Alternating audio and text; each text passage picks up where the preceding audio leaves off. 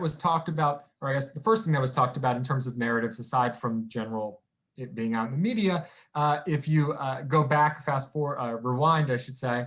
I don't know if anyone rewinds anymore. I was trying to show my kids how VHSs work, and they were very confused, but that's neither here nor there. Is if you go back to the early days, the first things everyone was saying, actually for the first 3 or 4 months, was that COVID was actually going to lead to a reduction in inequality.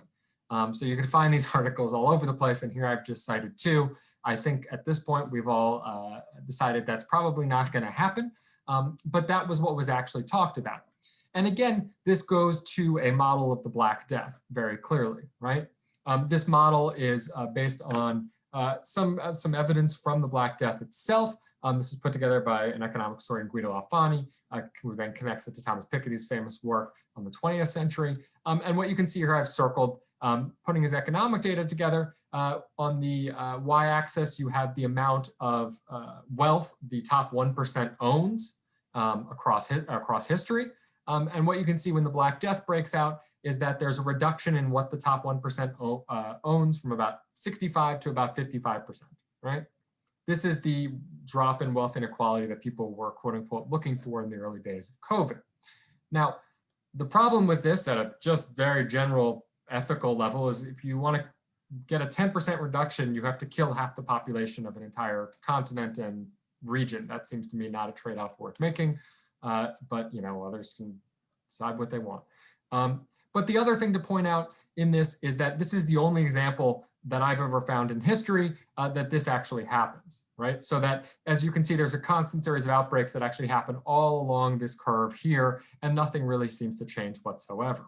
And so this inequality was based on one example that certainly doesn't work for the Justinianic Plague and certainly is not working today, but it's something that people have constantly thrown around, or were constantly throwing around, until I think we realized this was not going to be the case. But it's interesting to see how this narrative of a past pandemic is played out. As I've said, obviously the actual case is inequality. Here's just one example, juxtaposing this from the Financial Times, where people are getting COVID versus where people are getting vaccinated, right? Using Manhattan as the obvious, most obvious case is everyone, you know, number of people in Manhattan who got COVID is much lower, but everyone in Manhattan is getting vaccinated, right? And if you try to change that, as Dallas, for example, tried to do, that there is a political agency that clamps down on this. And I should say all of this knowledge was known. I've read a number of articles from the last 20 years about the 1918 influenza pandemic that would all conclude both science and history, saying, well, when we get another pandemic, what we need to do is to make sure we vaccinate groups from lower socioeconomic classes and communities of color, right? So this is not as if we didn't have all this information out there.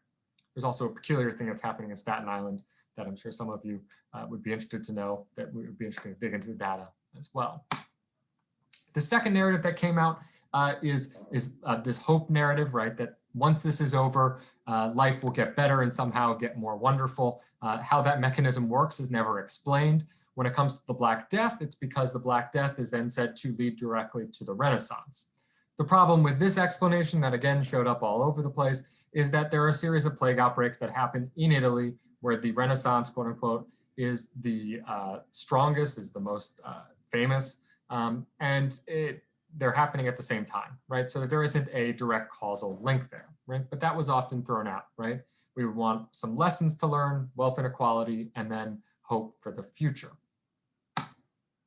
Now, one thing that I think is interesting about all of this is we tend to forget about pandemics, as Lee pointed out on that chart across the 20th century. The great pandemic that was forgotten, but probably everyone knows about now at this point, is the 1918 influenza pandemic, right? But actually for most of the 20th century, if you go through scholarship, no one was talking about it, right? Which is why the first major book on it, this is the title it was actually reissued in 1989, is called America's Forgotten Pandemic by Alfred Crosby, because it was forgotten and not remembered at the time, right?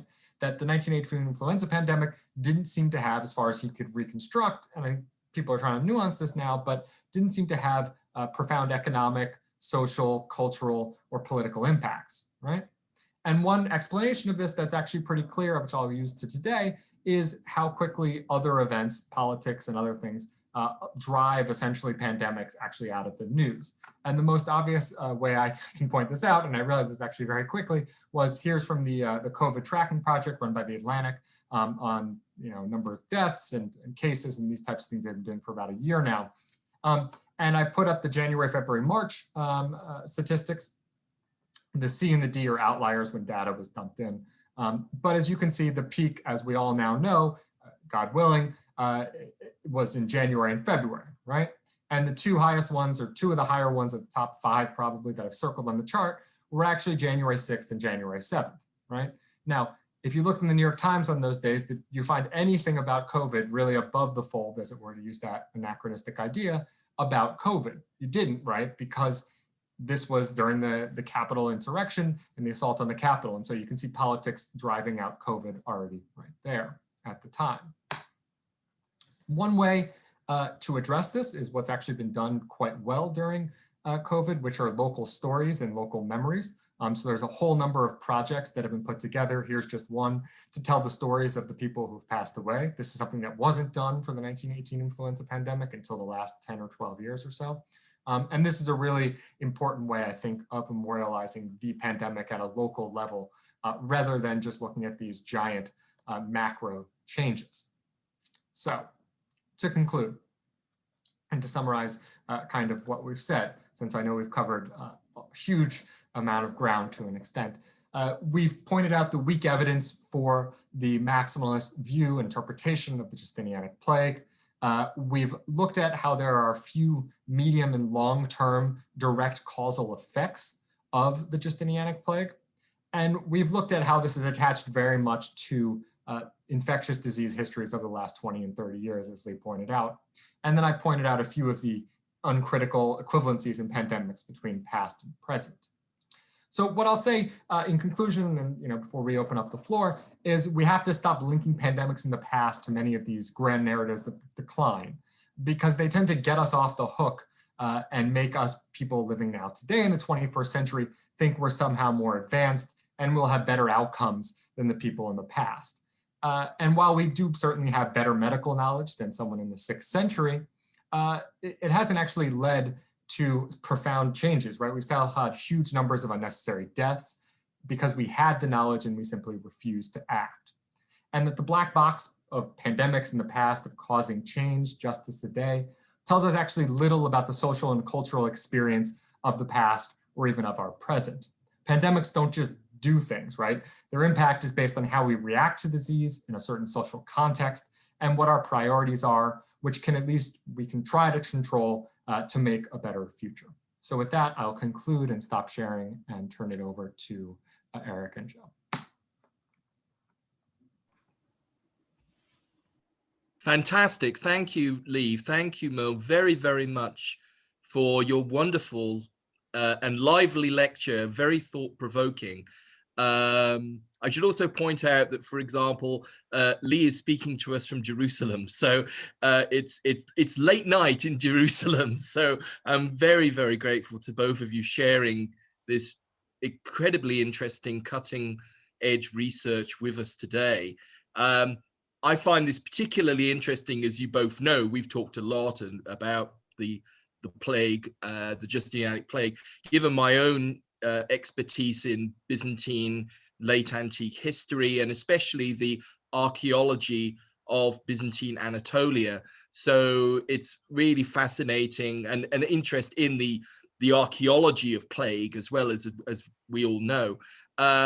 So it's especially interesting to me to hear the intersection of these of everything you've been talking about, especially the linkages with the perception of plague and the interpretation of plague as a historical and contemporary phenomenon. So now we'll turn to the questions. I'd point out also that this talk is being recorded, so it will be up on the department YouTube channel, I think. And indeed, we have a lot of people watching. We have like 74 people currently logged in to watching this. So I'm delighted at the success of our lecture today. So Joe, would you like to say something about how we're handling the questions? Yes. So those who would like to verbally ask a question, you can raise your hand and you can unmute yourself. If you would prefer to type it in the chat is now enabled. You could do so. And I will get to, there's two questions. One was sent to me via email and one was thrown in the chat. I'll get to the one that was sent to me in email. It's from Leah Hanlon. And she asked if you could discuss recent genomic sequencing of Yersinia pestis and what is the dispute over whether the rate of mutations suggests that plague began either with the Black Death or the Justinianic Plague?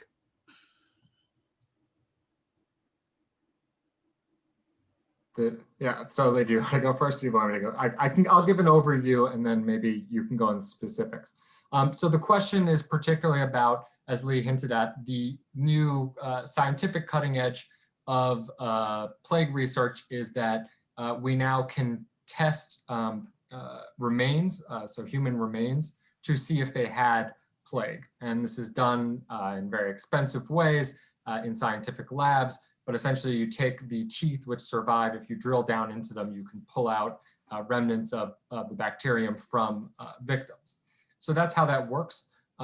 There's a number of remains that have tested positive, both during the Justinianic Plague and during the Black Death. And what you can see from this, as the question asked, is you can look at mutations that happen within the DNA of the bacterium to see how it changes over time. So that's the background. The one thing I'll say, and then I'll turn it over to Lee, the problem with the ancient DNA at this point, although it's extremely useful and been extremely important, is it can't tell you necessarily everything about everyone. You can't test all the ancient DNA across time. It's just too expensive and you don't have access to the resources. There's also a huge colonial issue here, but put that aside for now.